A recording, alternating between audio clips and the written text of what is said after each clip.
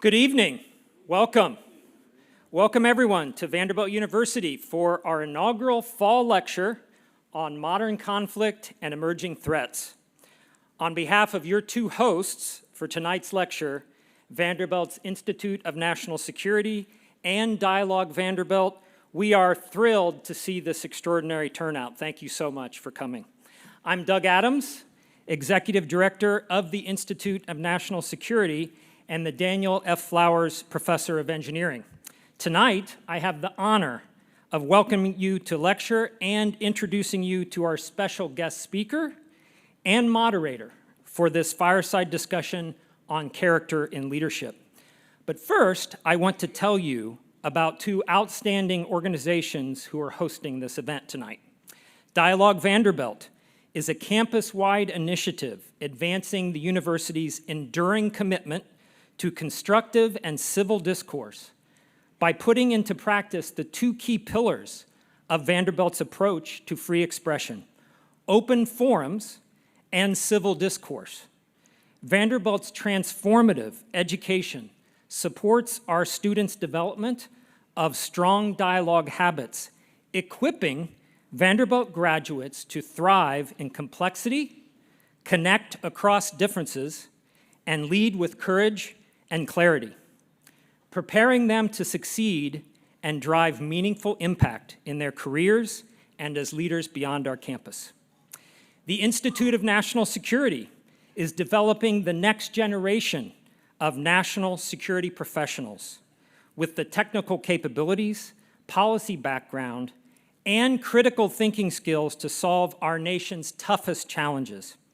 With the launch of a new minor in national security this semester, we are leveraging Vanderbilt's interdisciplinary approach to ensure that students develop expertise in technologies like AI, as well as the policy implications of these technologies. And by launching our Wicked Problems Lab this past year, we are discovering practical solutions to the hardest research problems in AI, cybersecurity, and strategic intelligence. Now it is my honor to introduce our special guest speaker. General Stan McChrystal, a retired U.S. Army four-star general, is a recognized visionary on leadership, strategy, and national service. A career military officer, he commanded the Joint Special Operations Command and U.S. and international security assistance forces in Afghanistan, leading more than 150,000 troops from 45 allied nations in counterinsurgency and counterterrorism operations. Since retiring in 2010, Stan has focused on leadership in the civilian sector as founder of McChrystal Group, advisor to global executives, and author of several best-selling books, including On Character, which we'll hear more about this evening and you all get a free copy of as well. And joining General McChrystal on stage tonight will be our moderator, General Paul M. Nakasone, a retired U.S. Army four-star general, serves as the founding director of Vanderbilt University's Institute of National Security. A career military leader with more than 3 decades of experience. From 2018 to 2024, he led U.S. Cyber Command and the National Security Agency, overseeing national cyber defense and global signals intelligence operations. Since retiring, Paul has focused on shaping the next generation of national security leaders right here at Vanderbilt, where future leaders will code and coders will lead. Now, it's my pleasure to turn the podium over to Victoria Riedling, one of our incredible Vanderbilt students. And I've had the privilege of getting to know and work with Victoria in our National Security Immersion Program. She has contributed in many meaningful ways to our institute and to Dialogue Vanderbilt. We could not be more proud of her, so it's fitting that she will be introducing our Chancellor tonight. Please join me in welcoming Victoria to the podium.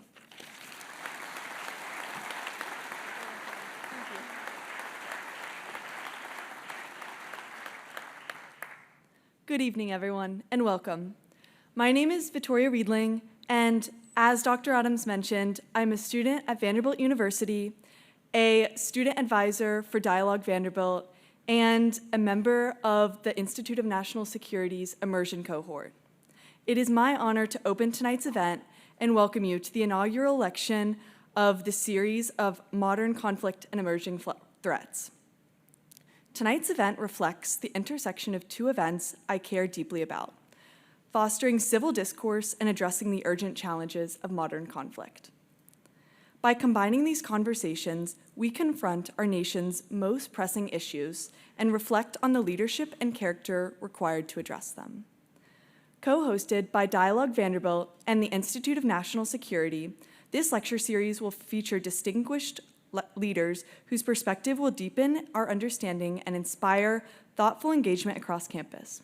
Tonight, we begin with General Paul Nakasone and General Stan McChrystal in a conversation on leadership, character, and the demands of modern conflict. It is now my pleasure to introduce Vanderbilt University Chancellor Daniel Diermeier.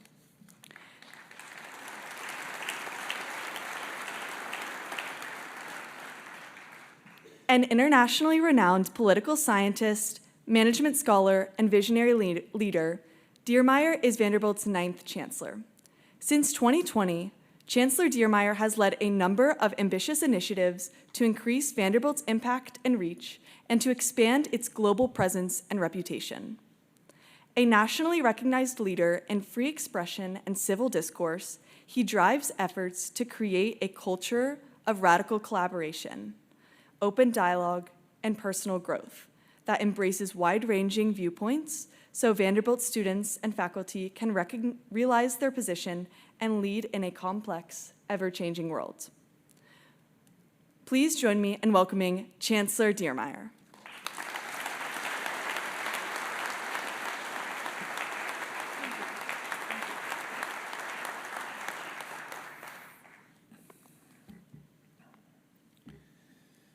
Well, thank you for the kind introduction, and good evening and welcome to all of you. We're delighted to have you with us for this wonderful event. Tonight's conversation reflects Vanderbilt's commitment to open dialogue, a commitment that is more vital than ever to our mission and the health of the nation. Open dialogue and debate are the lifeblood of the transformative education and path-breaking research that are a university's purpose. Meaningful learning and world-changing innovation require an environment where ideas can be tested and conventional wisdom challenged.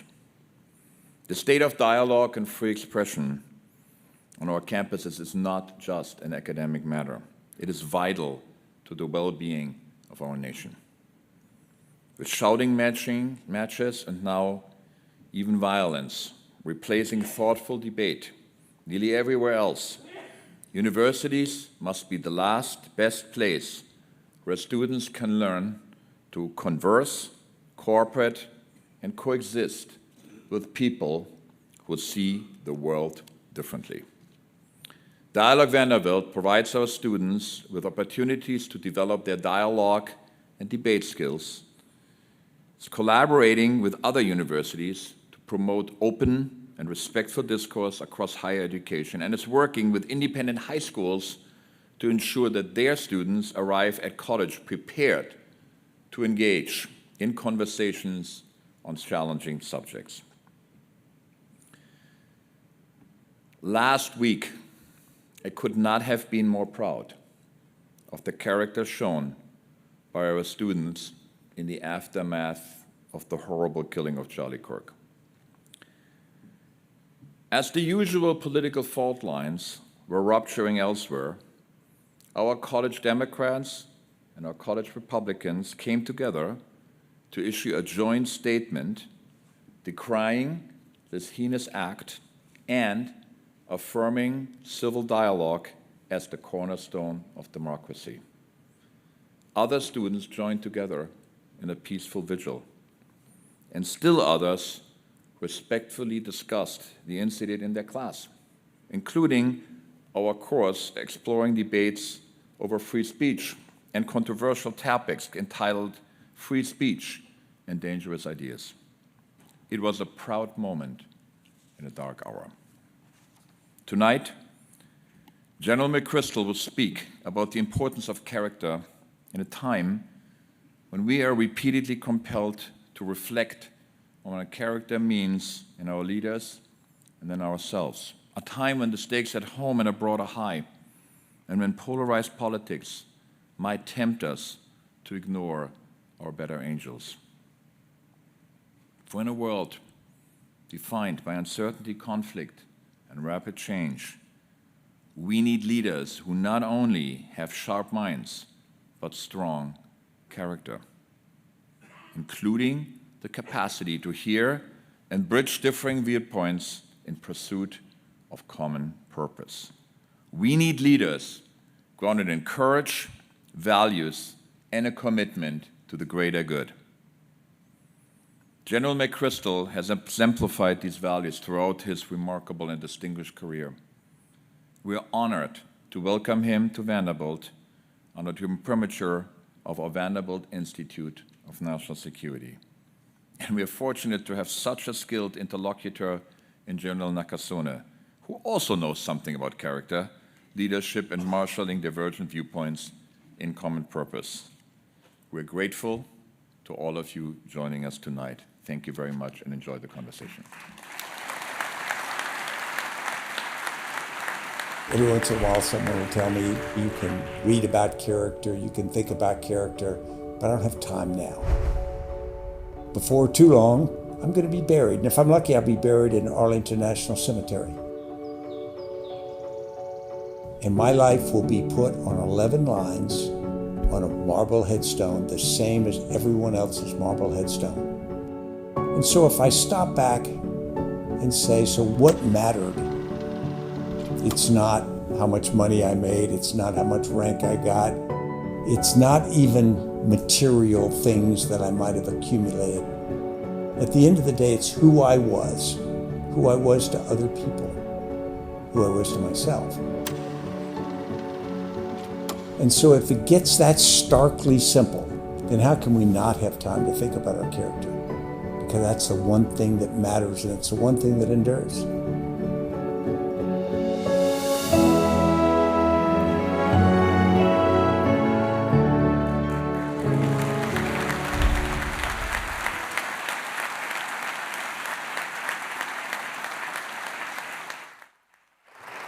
Okay, Stan, I have to say one thing. I want that publicist. Wow, amazing. Welcome to Vanderbilt University, the Institute of National Security Dialogue Vanderbilt.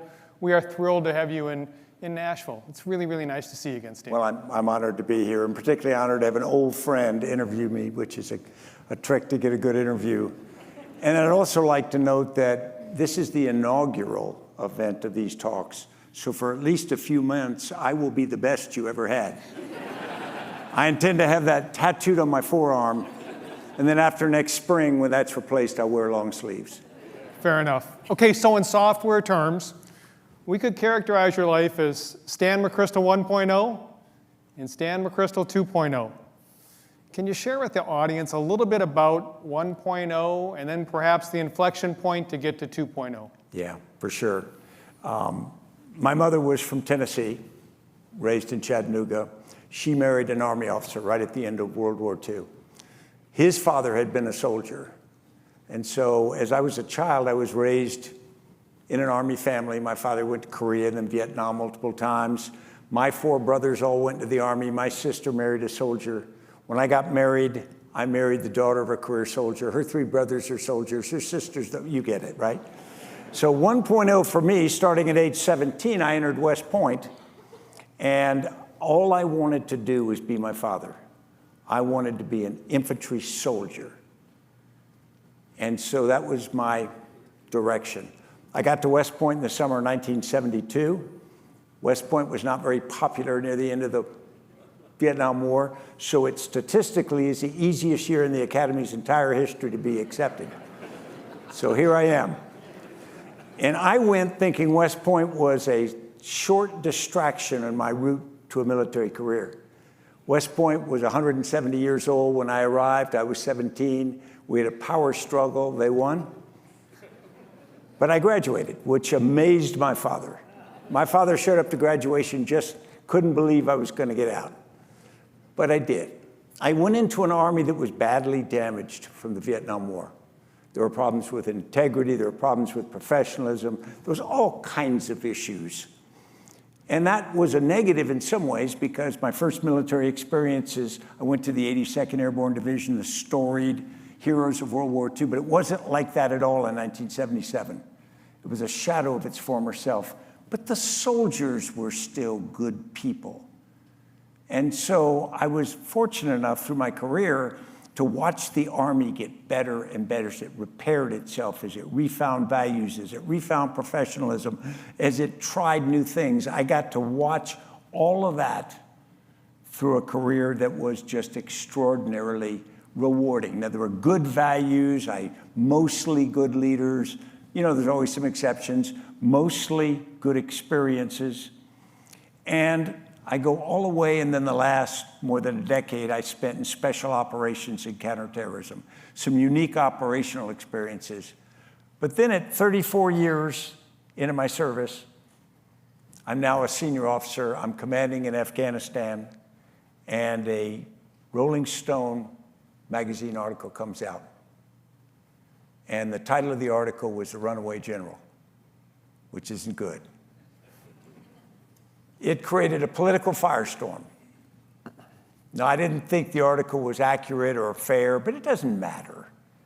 I'm the commander, I'm responsible, and that article ends up on my boss's desk, who is President Barack Obama, and it creates a political problem for him. So I fly back to the United States literally that night, report to the president, offer my resignation, and he accepts it. Now, all that comes out really quickly. But you step back, and he was cordial in the meeting, professional, and we've gotten along before that and since. But in that instant, when he accepted my resignation, suddenly I'm not the commander in Afghanistan anymore. I'm not a general. I'm not even a soldier anymore. Everything I've been, literally since as early as I could think, I'm not. I drive back across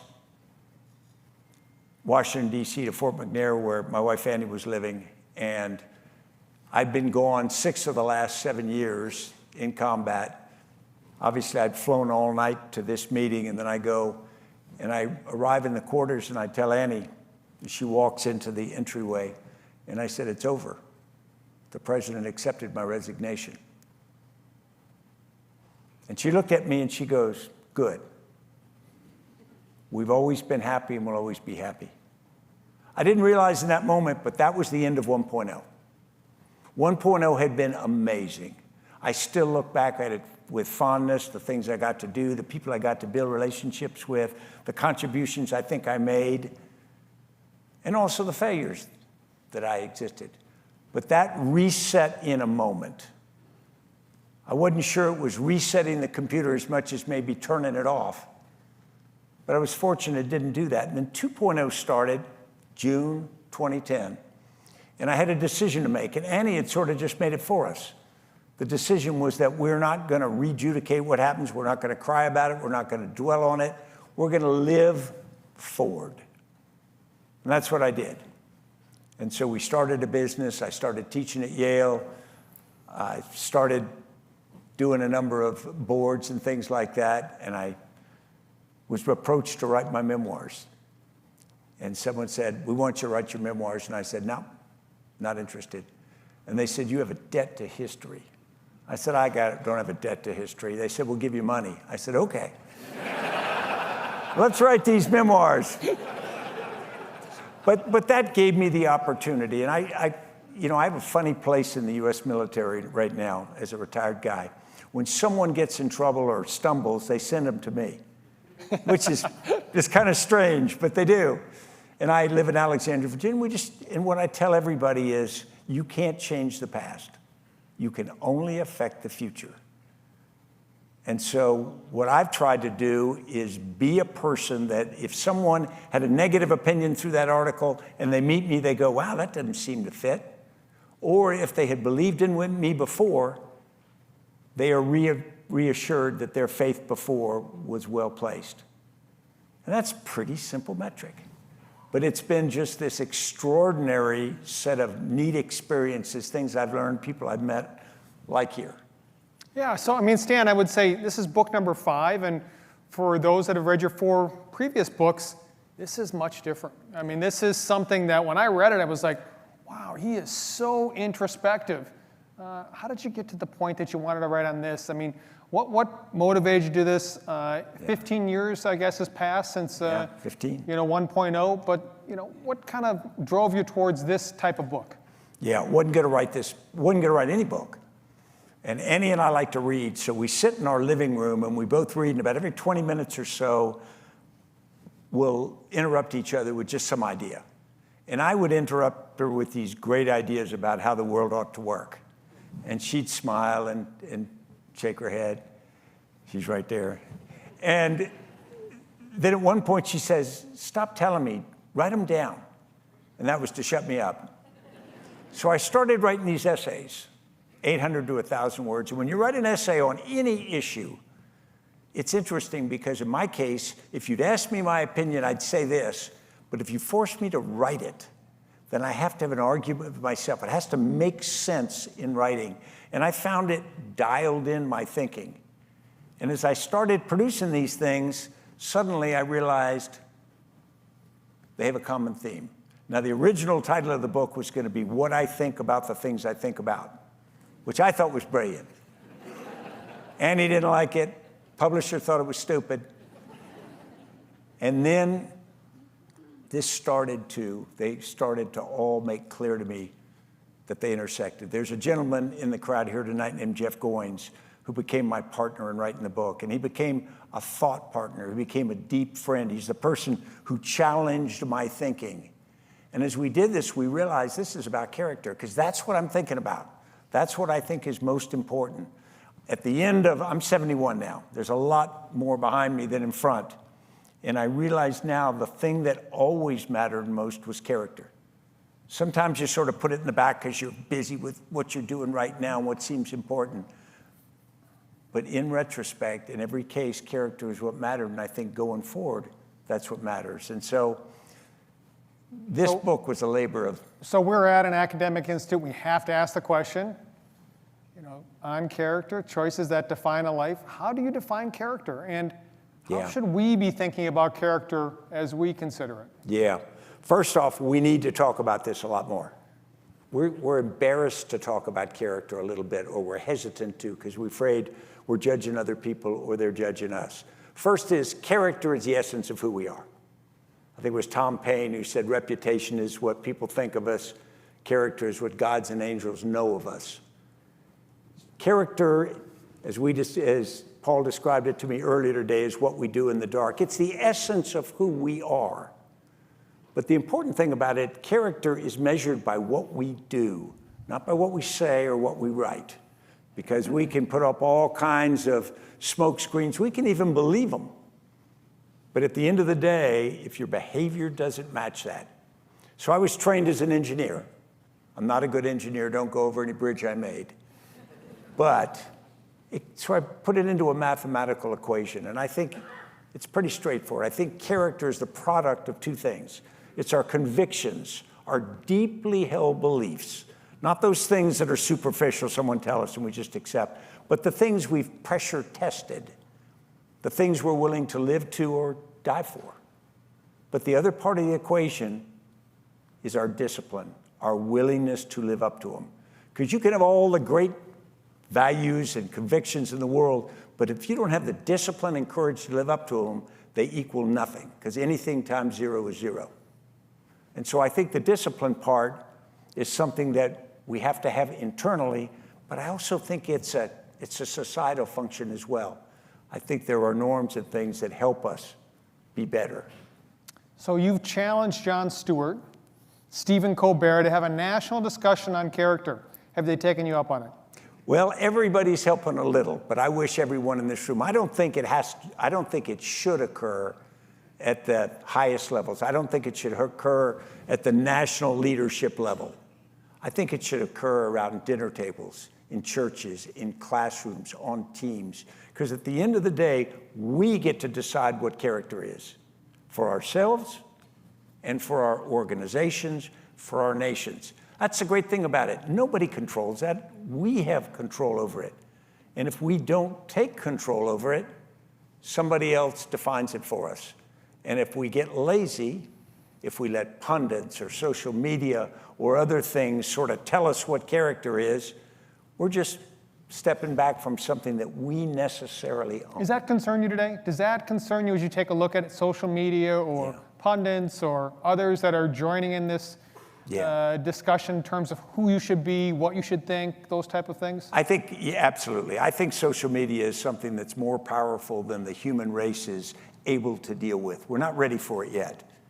It can influence all of us so much. It communicates so fast. We can communicate faster than we can think. And we know historically the effect of propaganda, misinformation, disinformation, and just the influence affects all of us. None of us are entirely impervious to it. So it worries me that we get lazy. The friend of mine, Jeff Goins, was here, described after the State of the Union speech as we were working on the book. He asked some of his friends what they thought of it. And they said, oh, you know, and they all had opinions about it based sort of on their political background. And then he said, well, what did you think when you watched it? And they go, we didn't watch it. Which meant that they watched they watched somebody on TV the next day, or they read what a pundit wrote. They were thinking what somebody else was thinking. And when we give up our own ability to make judgments for ourselves, I think partially it's lazy, and it gets to be just sort of a learned behavior, but it makes us very vulnerable. I mean, think of the people who have great sway in our society right now. Most of them are celebrities, and they have a celebrity. They might have great wealth, they might have a certain amount of talent, they might have political power to a great degree, but the thing they leverage as much as anything else is celebrity. Their ability to influence, because a lot of people read or listen to what they say. Maybe not because of what they've done, but because the deft way in which they leverage the organs of communication. And they do it because it makes money, it gives all sorts of things. And I think we are too quick to give our social media likes or our money or our votes to people who leverage that rather than people who really have stimulated us to think. Let's talk a little bit about character development, because I think you do a very good job in the book of talking about some of the key elements of how your characters develop. You talk about your parents, and I would say with great admiration, your mother and your father in terms of their development of your character. You talk about your school, West Point. I mean, that's where people go to learn character. You talk about your experiences on the job with special operations forces that, you know, are on the cutting edge of what's going on. The piece that I'd like to ask you about is self-development. How did you develop your own character? How did you think about it in terms of, oh, I need to really think differently about how I approach this problem or that? Well, imperfectly is the way I start out, and probably less consciously. My mother, who Paul was nice enough to mention, was a real reader, and she was also a real thinker, and she used to ply me with books. She liked books on ancient heroes and mythology, and she was always handing me those when I was a young person to read, and they were designed to communicate higher levels of selfless duty and whatnot. My father was less open about that, my mother was, but he was an example. And so I think first and foremost, I just had people to watch. I've described this to people.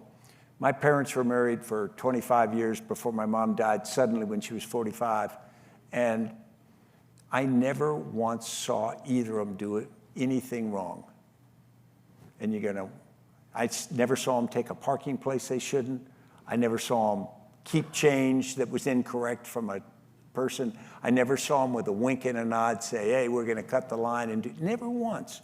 Now, if they did it, I never saw it. I never saw them fight. They never sat me down and say, this is right, and this is wrong. They just weren't that way. They just lived a certain way. And so I think the example becomes the most important part of that. I thought about it. I always liked to read when I was young, but I was really trying to be as much like my father as I could be. Part of that was to be a soldier, and hopefully a good soldier, and part of that was to be the other parts of who he was. It's funny, I wrote an op-ed some months ago on Father's Day, and I basically challenged the idea. You every once in a while hear about somebody who, they're a great father. They spend time with their kids, they go to PTA, they go to soccer games, they do all of this, but on the other side of their lives, they're a mafia hitman. And they say, but he was a good father. No, he wasn't. You can't be a good father and a bad person because your kids emulate you holistically. In fact, it's even worse if you are a doting father and an evil person because your kids go to work, go to school on that, and they think it's okay. And so I think that when I think about self-reflection, I sort of think about it a lot more now that I get older. But I think that trying to be the best person you can be, as Marcus Aurelius says, you don't do it for any reason other than it's the right thing to do. And if you have any other motivation, if you want to be admired, if you want to be remembered, if you want to be rewarded, that's wrong. Just do it because it's right. And that's pretty simple. You think it changed for you? I mean, you graduate in 1976, you joined the Army. Did it change as a captain or as a colonel or as a general officer? Yeah, it's interesting. I think I don't know, like other people, but I'll describe mine. You go through phases of your maturation and career, and at certain phases, you learn little techniques and tricks. And you think, okay, this is how clever people do this, and they get ahead and they win a firefight, whatever it is. And you experiment. And as a leader, you do that. You experiment with different ways to lead. And it takes a while before you realize what's right for you. Because you can't be somebody else. You can't just follow a cookie cutter with somebody else. But as you experiment, I found myself, you go like this, changing, and it gets narrow, gets tighter and tighter as you start to feel more and more comfortable in who you are and what really matters. And I don't know, at some point in life, you make decisions on certain big issues. Nope, I don't do that, and I will do this. It gets more and more nuanced. Paul and I were talking about when you get very senior in the military, you don't deal with easy problems anymore because people below you have dealt with those. You get in the room where it's shades of gray, and someone says, how should we handle this? And there's no perfect answer. It's just not. How'd you do it then? Because I think about that all the time. I mean, Yeah. I remember many times being in the room and wondering, black, white, there's never a black and white. It's always some shade of gray. Exactly. I think the first thing I had to learn was not to be intimidated by either the room or the kinds of decisions. Because when you're young, you think there's this room where the really smart people go and they make great decisions. I miss that room. Yeah. Suddenly you get up there and you get in there and you go, this is it?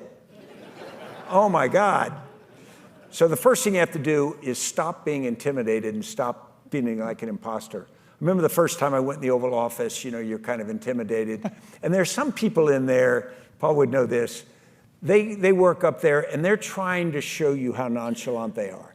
Yeah, we're in there, me and the president were like this, and they all but put their feet up. And their whole shtick is to make you feel like an imposter, which you do, or at least I did.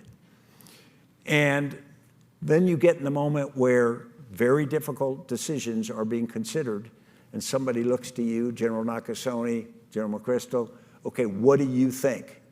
You know that there is an opinion in the room that people would like you to have. And there's this huge gravitational pull to express that because you want to be part of the team. You want to be invited back. Can I share something? I Yeah, want to please. share. I watched Stan McChrystal do this, and I was a colonel, and he was a 4-star general. Here's a technique that I always thought was really impressive. He would never, ever immediately answer the question. Like, he gave a second for himself to think about it, to consider what he was going to do, And then at a point in time, he gave that. And that's something that I learned watching you, because I think I watched so many people in the Oval Office that would just spout it out, and it's like, I would never say that. But Yeah. And I think that's... And as I say, as you embodied it, you're a leader, and he spent more years as a four-star than I did, they bring you in for your knowledge and your judgment. And if you give those up, if you deny them to go along with what everybody else is thinking, they don't need you in the room. There's no note-takers. They have plenty of those. That's right. Yeah. Exactly. Let's talk about leadership a bit. So you talk about in the book, leadership is a disciplined habit. And so as you talk to our students today, as you think about what students at Vanderbilt should be thinking about in terms of their habits, what would you counsel? Yeah. We confuse sometimes leadership with position and authority. And they are sometimes aligned, but they are not necessarily aligned. Some of the best leaders I've ever known weren't in charge. I had a sergeant major, Mike Hall, who lives right near here in Franklin, and we worked together for many years. And I was the commander, he was the regimental sergeant major, and in the room, he was more influential than I was. Because as we considered things, literally, he and I talked a lot, I'd look to him because I just trusted his judgment so much. But he never wore it on his sleeve, like, yeah, I'm the guy that tells the commander what to do or anything like that. Because leadership is getting people and organizations to do things that they might not otherwise do. Maybe do them to a higher standard, maybe do difficult things. It is trying to inspire and direct and guide people to do something. That doesn't mean you necessarily give the orders. It may be just by your example. I'm often asked by young people, they might be in an organization where they're unhappy with some of the leadership above them. What can they do about it? And, sort of a coup, which I don't recommend. I always tell them, be the best operator you can be. Be the best follower possible. Be the follower you'd like to have. To the people below you, be the leader that you'd like to have. I think what happened is that example does affect people. If you've ever been in a thing where everybody's acting like an idiot and one person isn't, you look at them and you feel kind of guilty. And typically, I'm going to try to be a little bit more like that person. And we can all do that, but in organizations, I think that's what real leaders do. You've been in situations, Stan, where life and death context always come into play. Now, as Stan McChrystal 2.0, how do you take those contexts with those that are in the business world and obviously impart upon them something obviously not as important, but really important to them with regards to their bottom line or their future job capabilities? How do you do that type of character development these days? Yeah, it's interesting because you talk to people, they'll often say that. They'll go, well, we're making some business decisions here on people and things like that, and they're not important as life and death decisions that you made. I said, no. Actually, in the military, life and death decisions are not the hardest ones you make because everybody knows the context. Everybody out there has bought into that already. What they want to know is, have you done due diligence to make the best possible judgment you can? Are you taking their interests at heart, balanced with the importance of the mission, and executing? It doesn't always work out. It's painful when it doesn't, but the reality is, as long as you do those things, you're keeping faith with people. In business, it's interesting. They are just as weighty. The hardest decisions I ever made, even in combat, were firing friends. Much harder than sending people in harm's way. Because you've served with someone a long time, you've literally built a history with them, and for some reason they're unable or unwilling. How'd you do it? Well, I was very hesitant at first. And then I realized I had a responsibility to the organization because I was hesitant because I thought people wouldn't like it. They resented if I removed old Joe out of the job, that sort of thing, because they were great in the last war. Yeah, but that doesn't count here. And then when I did it, people would sort of signal, what took you so long? It's your job. It comes with the territory.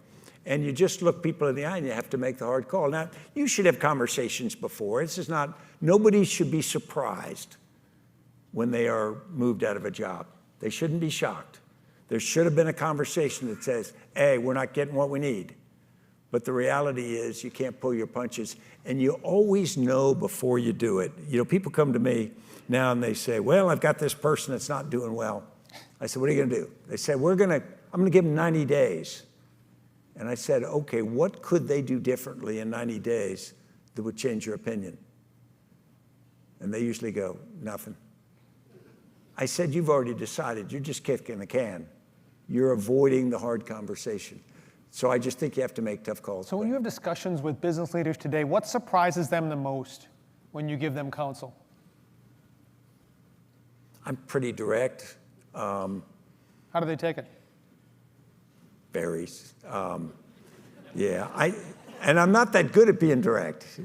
You know, and he is laughing at me because, you know, every once in a while, you know, I will be very direct and everybody around me going, whoa, you know. But you owe them that. I don't want anybody, I mean, I don't like my feelings hurt. I don't like anybody to tell me I'm stupid or I'm wrong. But I much prefer them telling me that than thinking I'm stupid and wrong and saying nothing. And so the key thing that I've found is try to build a relationship with people so that they believe that you are out for their best interests and for the best interests of the organization. Try to create that kind of trust. It's not always easy, but if you create that, then when you deliver really difficult news, it's in that context. So in the book, you talk about small choices really kind of add up to who you truly are. Let's go back to Stan McChrystal 1.0. When you look back and you think, these are the small choices I made a decade, 2 decades, 3 decades ago that truly define me as the person, name a couple of them. Yeah. I think about little instances when you got to make a good decision or a bad decision. I had come out of Korea and I wanted to go to a Ranger battalion really badly, but I hadn't commanded in Korea, so by policy I had to go command a unit at Fort Stewart. And so I went to Fort Stewart, anxious to command, ready to command, and they should be waiting and with open arms for Stan McChrystal to come take a command. And That played well. Yeah, it didn't. So I got there and they said, you're going not to a unit to take command, you are going to the installation staff, which was like purgatory for people who got fired from their units. And I go, no, this is Stan McChrystal, you don't do that to me. And they said, yep, that's happening. And so I fought them, I argued, I pouted, I did all this stuff, and they said, okay, report to the lieutenant colonel you're gonna work for tomorrow. And so, you know, I was pissed. And I went to his office, and he was in there because he desperately wanted to command an infantry battalion. He had 7 Purple Hearts from Vietnam. This is an amazing guy. But he wasn't real charismatic or anything. And so he was in this installation job that he didn't want to be in. And now he's got this smart-ass captain who's about to come and tell him, I don't want to work here because this is for losers. So I'm standing outside the office, and I'm told, okay, you go in. And again, he knows my attitude. And I walked in, and I looked at him, and he goes, I'm told you don't want to be here. And in one of the few times in my life when I think I've gotten it right, I said, sir, I would like to command a company.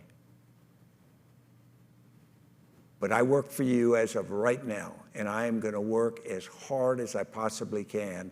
I'm going to do everything you want me to do as well as humanly possible. And I believe that if I do that, you'll try to help me get a company when the time is right. And it was interesting, you could almost see him just kind of relax suddenly. And we developed a relationship. I worked for him for 7 months. He taught me a ton. He became my greatest advocate. Did Annie help you with that answer? She helps me with every answer. That was the right answer.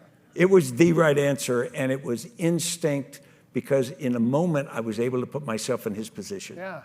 What it's like to have done so much and not be where you want to be. This idea of empathy. I think so. Wow. Powerful. Okay, Stan, we have 7 lightning round questions. Very, very short answers, not long Very, very short and terse. And then we're going to conclude with one final question. Okay, ready? First trait you look for when hiring someone. Won't quit. Focus. Bigger threat to character, ambition or comfort? Ambition. Better teacher, success or failure? Oh, failure. Book besides your very own that every student should read? Once an Eagle by Anton Myrer. Hardest habit you've had to break after leaving the Army? Telling people what to do. You still do that too, huh? Yeah. I can't find anyone who wants to be told.